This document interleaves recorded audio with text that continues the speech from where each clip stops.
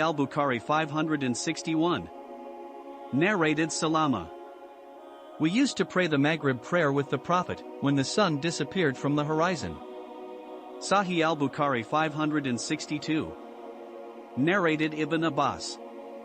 The Prophet prayed 7 rakat together and 8 rakat together. Sahih al-Bukhari 563. Narrated Abdullah al-Muzani. The Prophet said, "Do not be influenced by Bedouins regarding the name of your Maghrib prayer, which is called ISHA by them." Sahih al-Bukhari 564. Narrated Abdullah. One night Allah's Messenger led us in the ISHA prayer, and that is the one called al-Dashatma by the people. After the completion of the prayer, he faced us and said, "Do you know the importance of this night? Nobody present on the surface of the earth tonight will be living after 100 years from this night." Sahih al-Bukhari 565. Narrated Muhammad bin Amr. We asked Jabir bin Abdullah about the prayers of the Prophet. He said, he used to pray Zuhr prayer at midday, the Asr when the sun was still hot, and the Maghrib after sunset, at its stated time.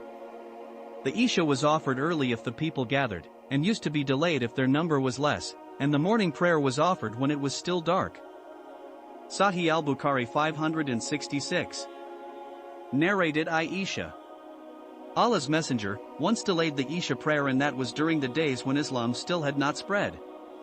The Prophet did not come out till Umar informed him that the women and children had slept.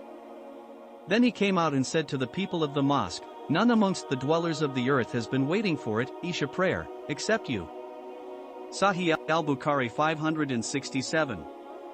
Narrated Abu Musa.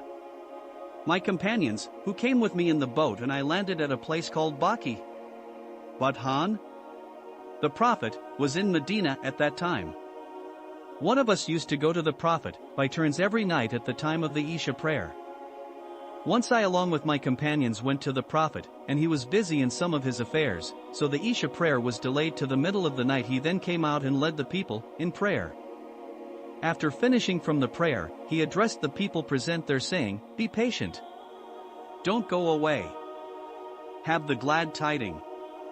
It is from the blessing of Allah upon you that none amongst mankind has prayed at this time save you." Or said, "None except you has prayed at this time."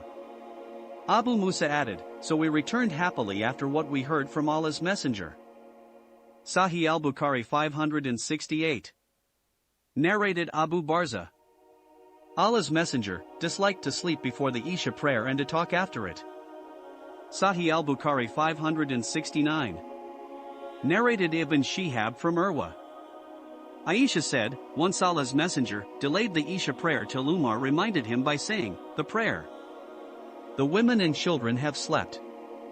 Then the Prophet came out and said, "None amongst the dwellers of the earth has been waiting for it, the prayer, except you." Urwa said, "Nowhere except in Medina the prayer used to be offered, in those days." He further said, the Prophet used to offer the Isha prayer in the period between the disappearance of the twilight and the end of the first third of the night. Sahih al-Bukhari 570,571. Narrated Ibn Jurayj from Nafi.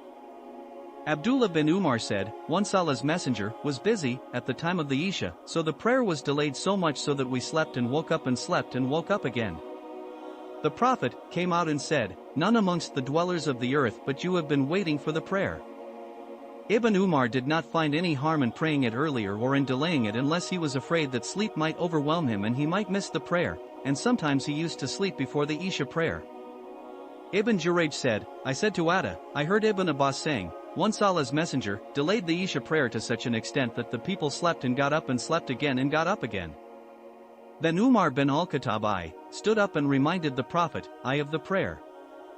Atta said, Ibn Abbas said, the Prophet came out as if I was looking at him at this time, and water was trickling from his head and he was putting his hand on his head and then said, hadn't I thought it hard for my followers, I would have ordered them to pray Isha prayer at this time.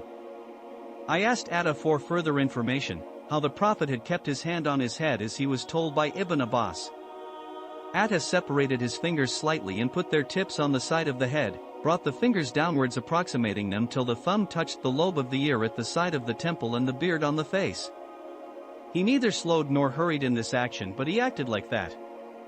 The Prophet said, "Hadn't I thought it hard for my followers, I would have ordered them to pray at this time." May Allah grant us goodness and keep us on straight path.